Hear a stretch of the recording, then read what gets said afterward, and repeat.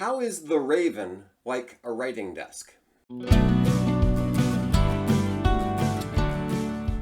Hello everybody, my name is Greg Crable. Welcome to my daily podcast, Something I Learned Yesterday. It's where I take an issue from the world of publishing and try to explain it in about 3 or 4 minutes. You used to buy Microsoft Office and other software. Now you usually have to subscribe to it. Allegedly that's so you can get updates, but we all know that's not the real reason. Like so many other companies, software companies want to get in the subscription business because it's a good business. Recurring revenue is great.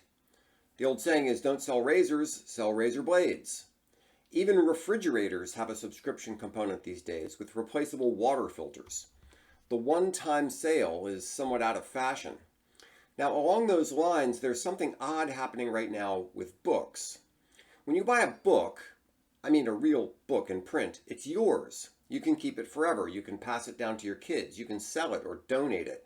It's a one copy, one user model. Movies used to be that way. You could buy a movie on a DVD and it was yours. Now they'd rather sell you a streaming service, or when you buy the movie, the digital copy lives permanently inside the vendor's walled garden. But what about eBooks? Is an ebook more like a physical book, or a movie, or a song? Once you buy it, is it yours? Can you loan it? Can you sell it? To be consistent with the physical book model, most libraries have limited the number of copies of ebooks and only allow patrons to borrow those copies. For example, and by the way, this is an oversimplification, if the library has 5 copies of an ebook, only 5 people can check out the digital version at a time. The reality is that different publishers have slightly different rules about that, but the way I characterized it is close enough for today's purposes. Now, the Internet Archive is a very different animal. It scans printed books and makes a digital edition available to anybody.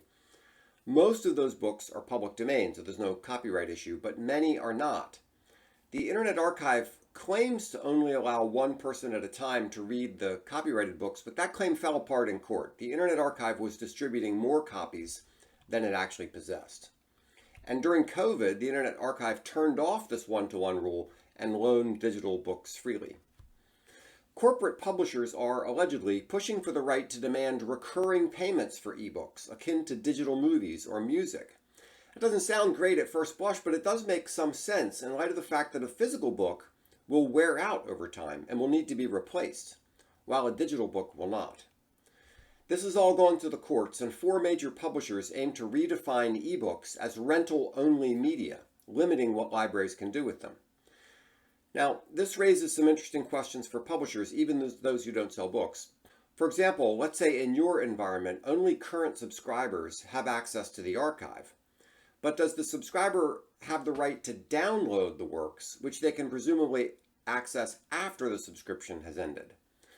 In other words, to put it more generally, the digital edition is a different sort of a thing than a printed work, and publishers might want to reconsider their pricing and their terms and conditions in light of those differences. It's just something to consider.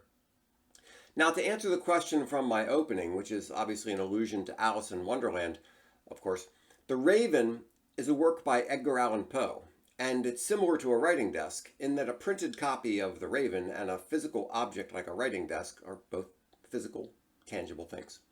Okay, well, I hope you liked today's episode. If you did, please recommend it to a friend, like, share, subscribe, all that great stuff. And if you have any questions about your business, if you want to talk about something you're working on today, give me a call. I'd love to hear from you. Thanks so much.